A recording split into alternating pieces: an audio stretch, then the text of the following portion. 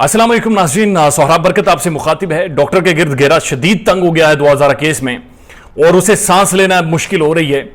और गिरफ्तारियों का अमल मेरी इतलात के मुताबिक कल से शुरू हो जाएगा। कल 4 बजे के बाद से एक्सपेक्टेड है।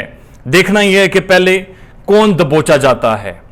डॉक्टर तो गयो, ये बात तो बड़ी पक्की है। मेरी मेहदी अली काज़मी की फैमिली से भी अभी बात हुई है और साथ साथ कुछ इंटरनेशनल ऑर्गेनाइजेशंस हैं, उन्होंने ये जोर पकड़ा है और उनकी भी इस केस में अब इन्वॉल्वमेंट नजर आ रही है।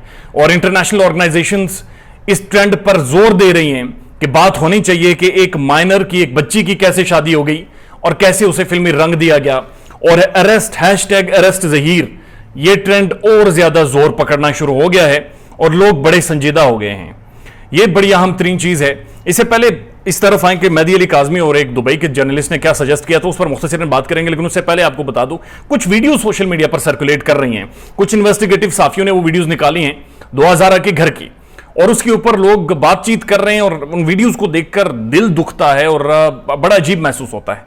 कुछ लोग ये कह रहे हैं उस पर बातचीत नहीं होनी चाहिए थी। असल में हम सब का ताल्लुक एक मिडिल क्लास की, हम लोअर मिडिल क्लास हैं सारे, हम सब के घर शायद ऐसे ही होते हैं, हम सब ऐसी ही जगहों पर रहते हैं। ये कोई नई बात नहीं है। लेकिन एक फर्क है इस केस में, इन लोगों ने हमें बताया था कि डॉक्टर की तनख्वाह 90,000 है।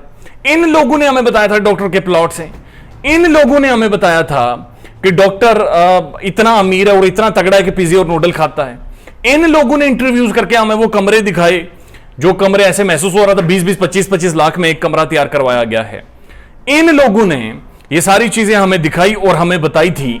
इसलिए जब आज हम वो वीडियोस देखते हैं, हम सवालात करते हैं कि तुमने क्या बताया था हमें, तो फिर ये कहते हैं जी बात ना करें जी, ये मिडिल क्लास को अफाइड कर रहे हैं। बड़ी अजीब बात है। ये तुम लोग दिखाते रहे हो हमें, ये वीडियोस कर करके दिखाते रहे। ये मेकअप पार्लर से होकर आता था, ऐसे लग रहा था 70-70, 80 हज़ार रुपए का पार्लर मेकअप करवाया गया है। ये गद्दियां रखी गई हैं, ये बाकायदा माहौल बनाया जाता था। हम तो वो चीजें देखते थे, डॉक्टर नई शर्ट रोजाना पहनता था, मुझे कॉम्प्लेक्स होता था। ये सारी चीजें इन्होंने हमें दिखाई हैं।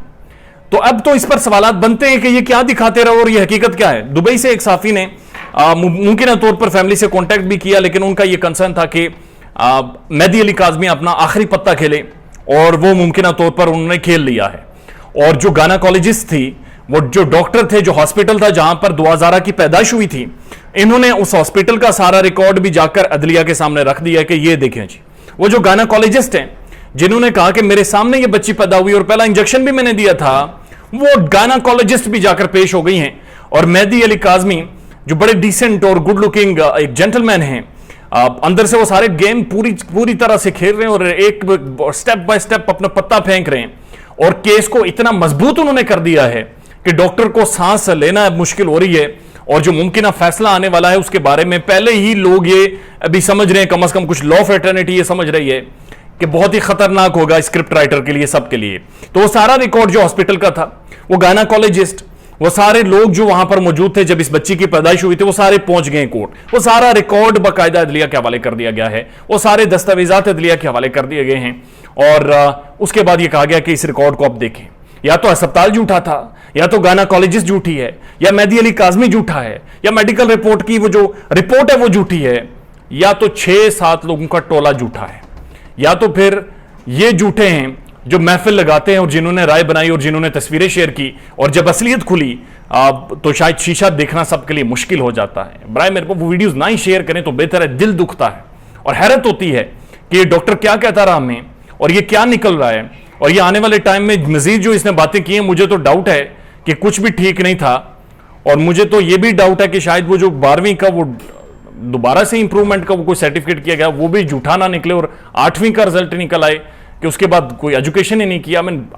अब आप इस केस में कोई भी तवक्को कर सकते हैं। ख्याल रखिएगा अपना। अल्लाह हाफिज।